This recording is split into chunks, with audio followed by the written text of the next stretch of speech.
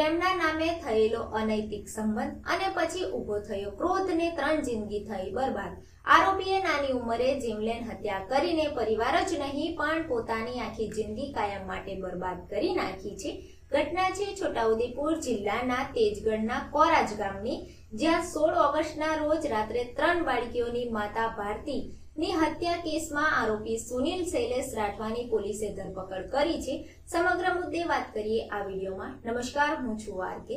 છોટાઉદેપુર પોલીસે 16 ઓગસ્ટની રાત્રે બનેલી ભારતીના હત્યા કેસમાં આજે આરોપી સુનિલ રાઠવાની ધરપકડ કરી તેનું આજે રિકન્સ્ટ્રક્શન કરવામાં આવ્યું।